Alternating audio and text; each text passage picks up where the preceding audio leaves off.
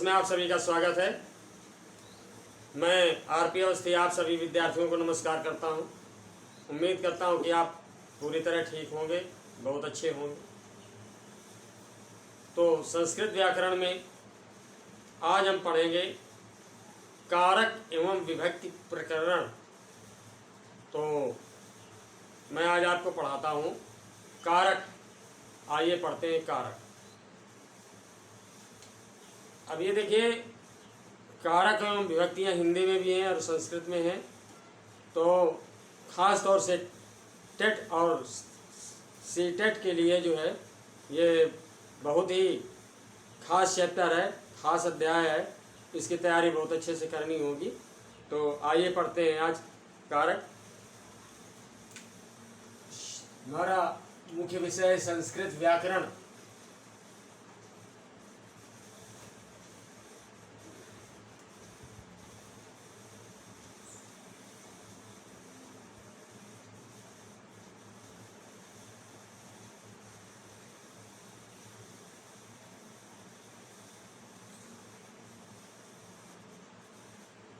संस्कृत व्याकरण में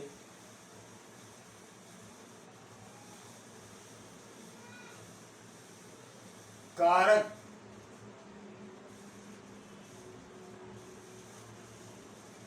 एवं विभक्त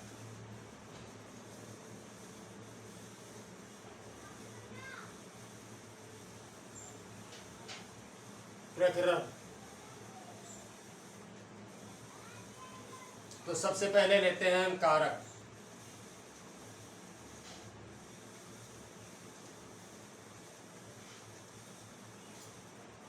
कारक किसे कहते हैं? तो देखिए, क्रियान्वयित्वम कारकत्वम कहा गया है। क्रियान्वयित्वम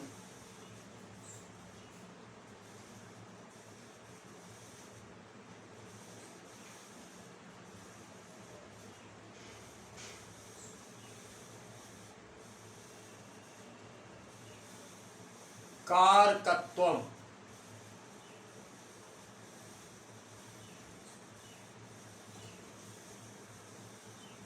यानी क्रियान्वित करने वाला कारक कहलाता है।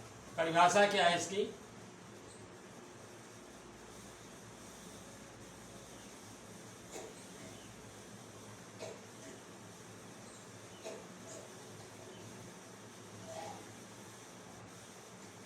जिन शब्दों का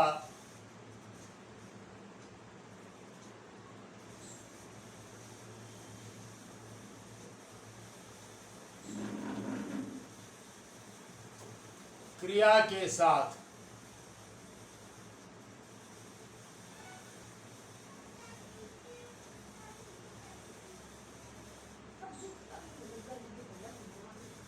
ठीक है, जिन शब्दों का क्रिया के साथ सीधा संबंध होता है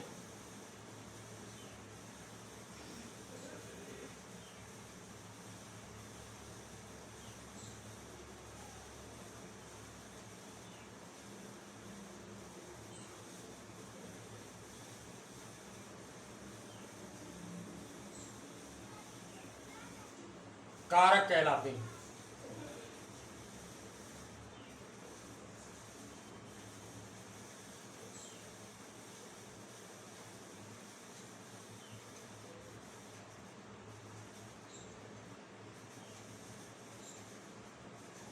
समझ आ गया होगा? क्रिया के साथ जिन शब्दों का सीधा संबंध होता है कारक कहलाते हैं। तो अब उदाहरण के लिए जैसे हम कह दें रामः आपणम गच्छति, हिंदी अर्थ हुआ इसका राम बाजार जाता है। तो पहला शब्द जो करता है, यानी पहला शब्द जो राम है, ये कर्ता कारक है। समझ में आया? क्या है? कर्ता कारक, क्योंकि कार्य को संपादित करने वाला कर्ता कहलाता है। और कार्य यानी बाजार जाने का काम कौन कर रहा है? राम। अतः राम में कर्ता कारक है। अब हमने बताया आपको कि रामः आपणम गच्छति। अब यहाँ आपणम जो शब्द है क्रिया से इसका सीधा संबंध है, तो आपणम क्या है, ये कर्म है, ठीक है। तो अब इसके लिए हम एक टेबल देखते हैं। एक चीज़ और, हिंदी में तो 8 कारक माने गए हैं, लेकिन संस्कृत में केवल 6 कारक होते हैं। याद रखिएगा, एक नंबर का प्रश्न पूछा जाता है कि संस्कृत में कारक होते हैं, ऑप्शन दे दिए जाते हैं, तो जहाँ जिस ऑप्शन में 6 लिखा हो वही हमारा उत्तर होगा, वही आंसर होगा। ओके, तो टेबल देखिए।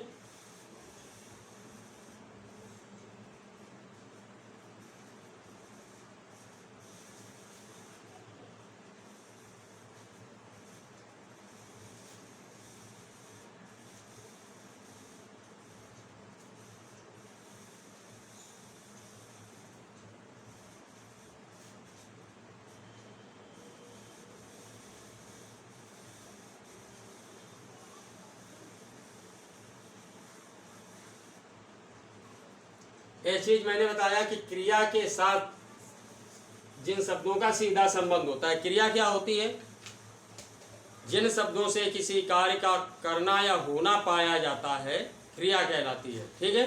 अंग्रेजी में भी इसकी परिभाषा इस तरह से दी गई है कि verb is a word which says something about the action of noun और प्रोनाउन, ठीक है।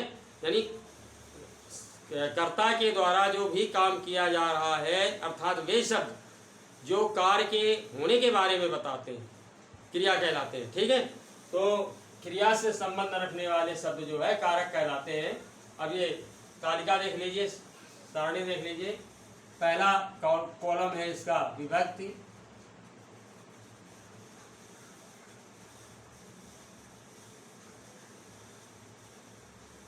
दूसरा कॉलम है इसका कारक,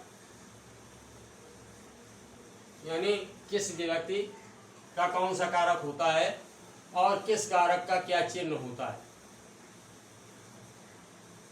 तीसरा कॉलम है चिन्ह।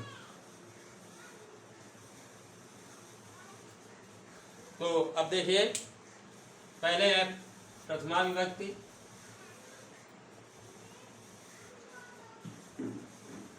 प्रथमा विभक्ति का कारक है कर्ता और चिन्ह है ने, कर्ता ने, ठीक है। चाहो तो उदाहरण देख लो, यहीं पे एग्जाम्पल में देख लीजिए उदाहरण।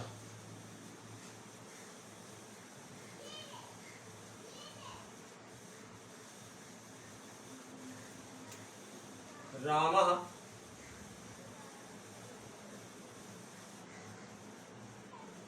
विद्यालयं गच्छति।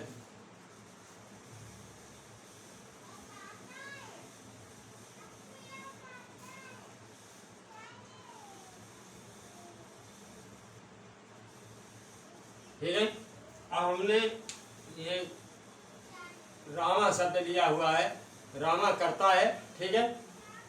तो इसका चिन्ह, इसमें जो है कौन सी विभक्ति होगी, प्रथमा, और चिन्ह क्या होगा, ने, ठीक है, यानी कर्ता कारक है, ठीक।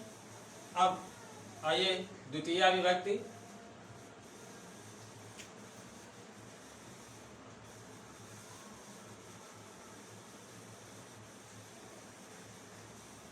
द्वितीय,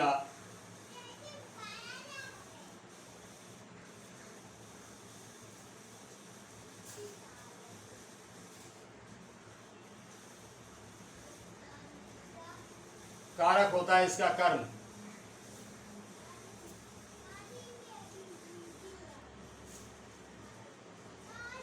ठीक है। कर्ता ने, इसका चिन्ह होता है को, कर्म को।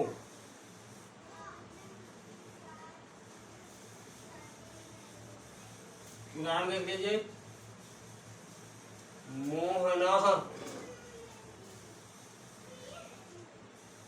फलं खादति,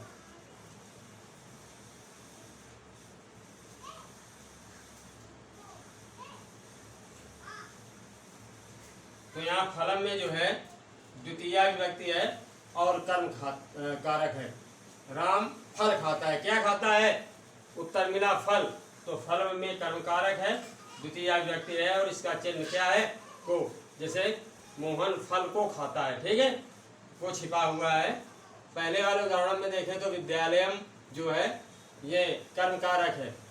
राम विद्यालय जाता है अर्थात विद्यालय को जाता है, इसीलिए अंग्रेजी में इसका ट्रांसलेशन करते हैं राम गोज टू स्कूल। समझ आया?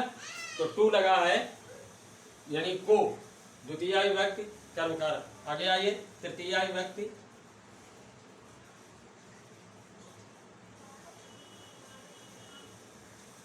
करण कारक होता है इसमें। तृतीया विभक्ति में करण कारक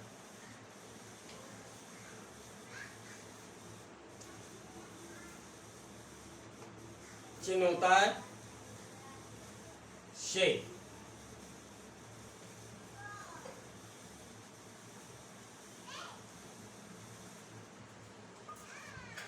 उदाहरण देख लीजिए, हरि ही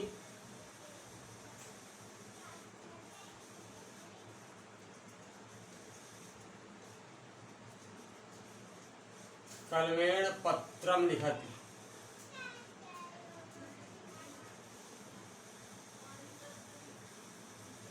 हरि कलम से पत्र लिखता है।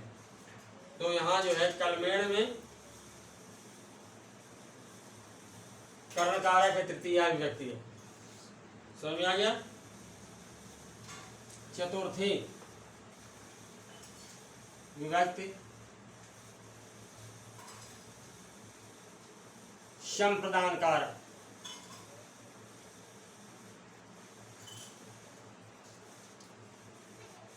इसका चिन्ह होता है को, कॉमा के लिए।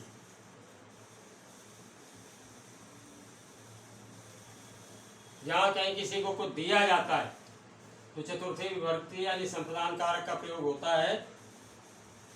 उदाहरण देख लीजिए,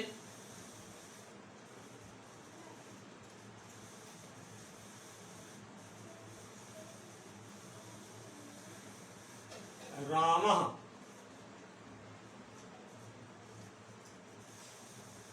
विप्राय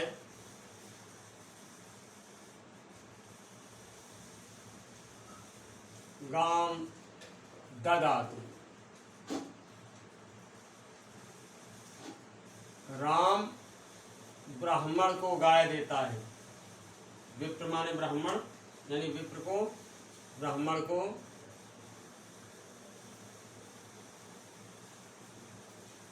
गाय देता है। तो विप्राय में संप्रदान कारक है, चतुर्थी विभक्ति है। अर्थ इसका निकला राम ब्राह्मण को गाय देता है। ठीक है। पंचमी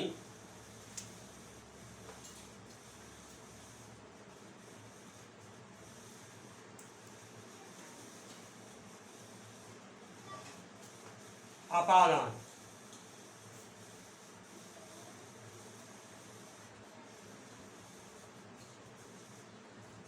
इसका भी चिन्ह होता है से, लेकिन अलग होने के अर्थ में। जब कोई चीज किसी चीज से अलग होती है, ठीक है, तो वहां पंचमी विभक्ति होती है, अपादान कारक होता है अलग होने के अर्थ में।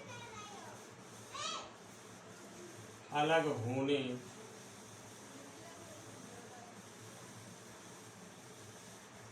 के अर्थ में। ठीक है।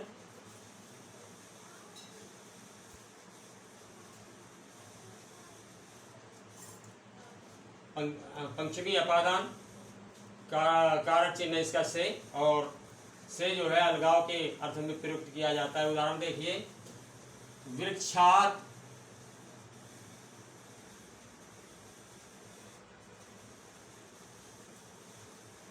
वृक्षात पत्रम पतति।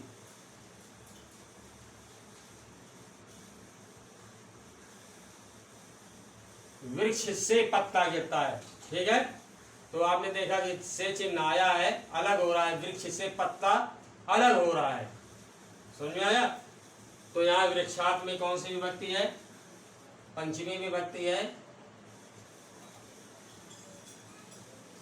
अब आते हैं षष्ठी विभक्ति। संबंध कारक होता है इसमें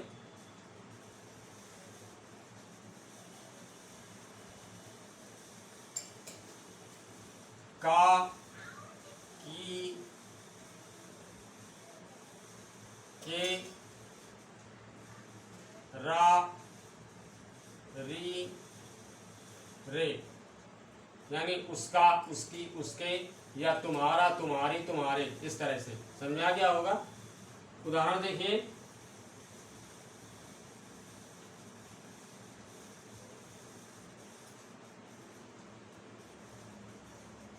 रामस्य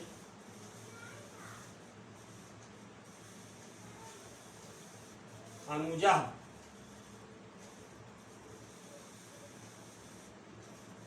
ग्रामे निवसति।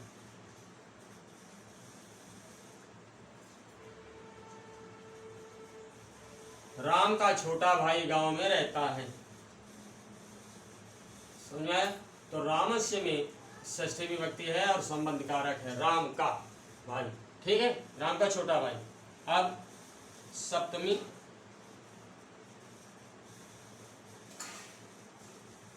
विभक्ति अधिकरण कारक होता है इसमें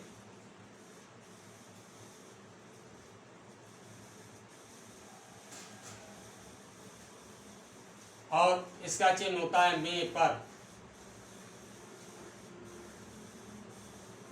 ठीक है, एक सूत्र है आधारो अधिकरण। तो जहाँ किसी चीज को आधार माना जाता है, कोई चीज किसी पर निर्भर करती है, तो वहाँ सप्तमी विभक्ति और अधिकरण कारक होता है। इसका चिन्ह है में पर। जैसा मुनि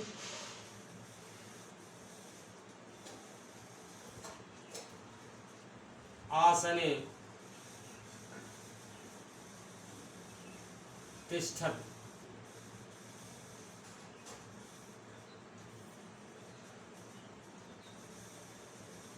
मुनि आसन में बैठते हैं। तो अब यहाँ पर आसने में जो है अधिकरण कारक है और फिर है अष्टमी विभक्ति।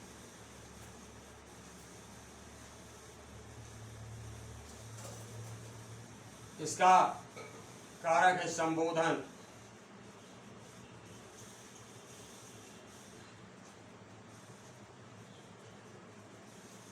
हे, अब इसका चिन्ह है हे, हो, अहो, अरे। तो इस तरह से अब इसका एग्जाम्पल देखिए, वो भ्राता,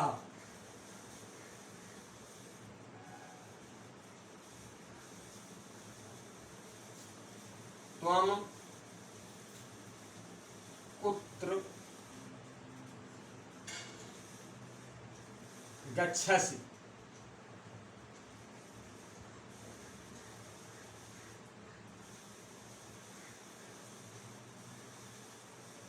अरे भाई आप कहाँ जाते हैं? अरे भाई आप कहाँ जाते हैं? तो इस तरह से इसमें आपने देखा कि संबोधन कारक है, संबोधित किया गया है। तो संस्कृत में केवल 6 कारक माने गए हैं षष्ठी विभक्ति तक, याद रखिएगा। तो इस तरह से हो गया आपका कारक। अब एक एक करके कारक पढ़ते हैं, ठीक है?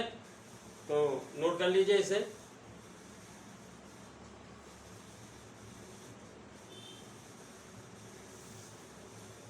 ठीक है ना?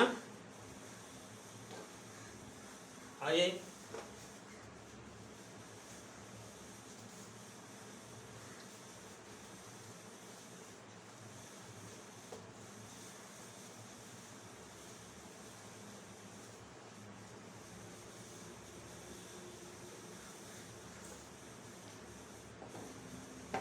अब पहला पढ़ते हैं हम कर्ता कारक।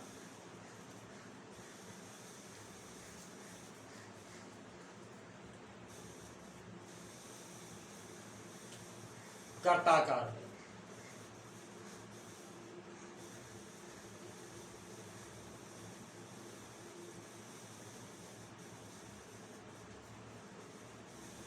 इसका सूत्र क्या है?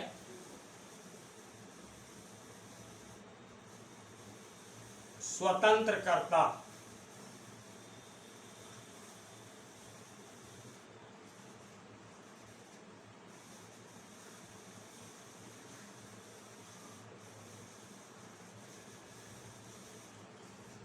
ठीक है,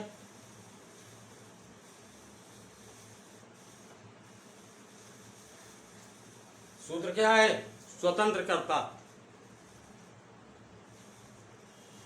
अब इसका अर्थ क्या हुआ? किसी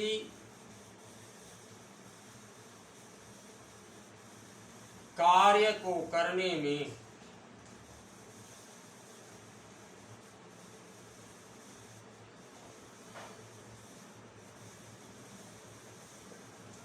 जो स्वतंत्र रहता है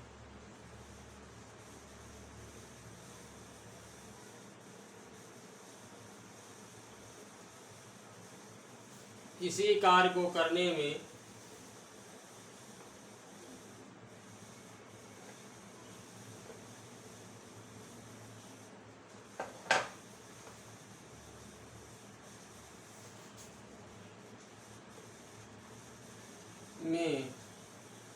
जो स्वतंत्र रहता है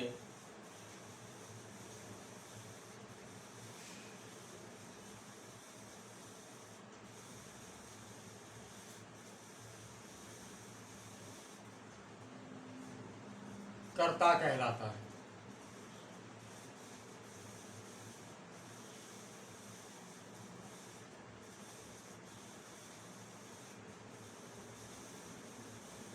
समझ में आ गया? किसी भी कार्य को करने के लिए जो स्वतंत्र रहता है वो क्या कहलाता है? कर्ता कहलाता है। इसीलिए इसका सूत्र है स्वतंत्र कर्ता। ठीक है, आपने सामान्य तौर से भी कर्ता की परिभाषा पढ़ी होगी कि जिसके द्वारा किसी कार्य को किया जाता है, जिसके द्वारा किसी कार्य को किया जाता है, संपादित किया जाता है, कर्ता कहलाता है। ठीक है, तो अब जो है उदाहरण देखिए।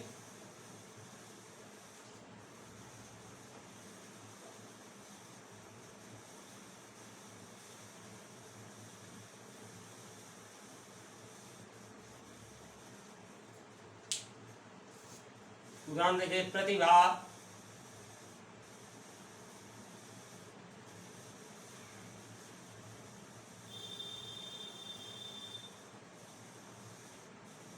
नृत्यं करोति।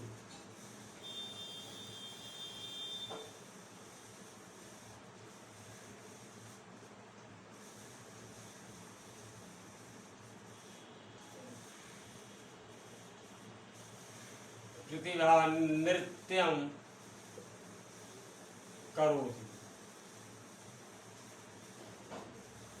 प्रतिभा नृत्य करती है, तो नाचने का काम कौन कर रही है? प्रतिभा। तो प्रतिभा में क्या है? कर्ता कारक।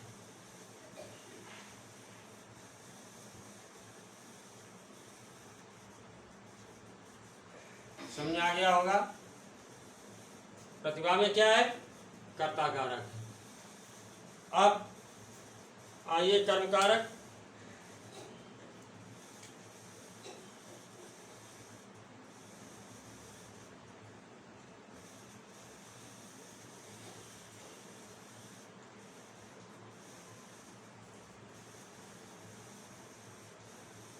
अब कर्म कारक का सूत्र क्या है?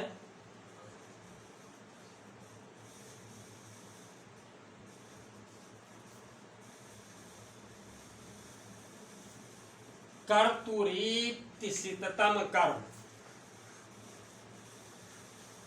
कर्तुरीप्सिततम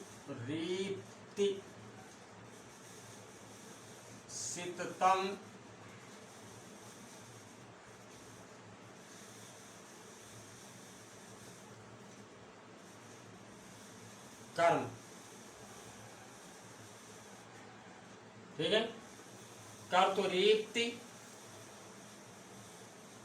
सिततम कर्म,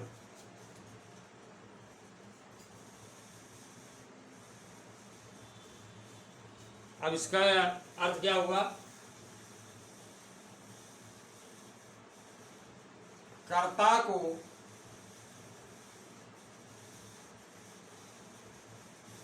अभीप्सित माना होता है प्रिय, तो कर्ता को करने के लिए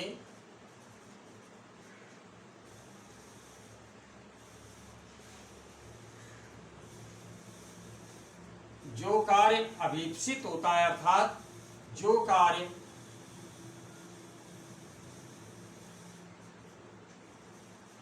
प्रिय होता है,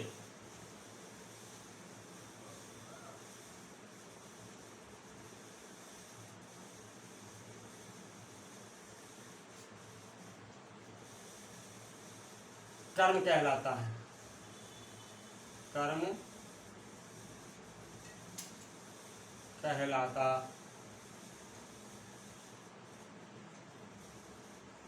है। अब उदाहरण देखिए,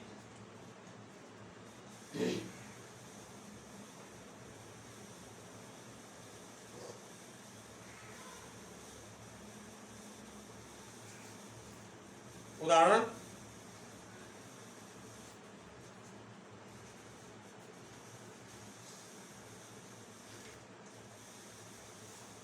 संजयः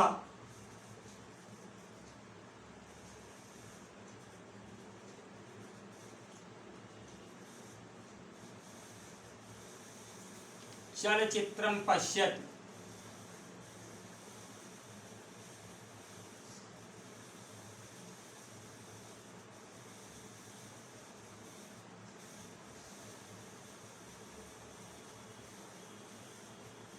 यानी संजय जो है, संजय चलचित्र देखता है यानी फिल्म देख रहा है।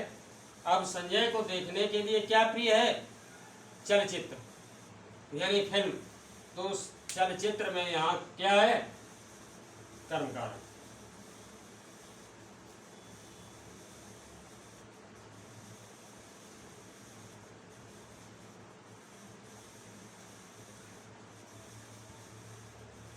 समझ में आ गया होगा?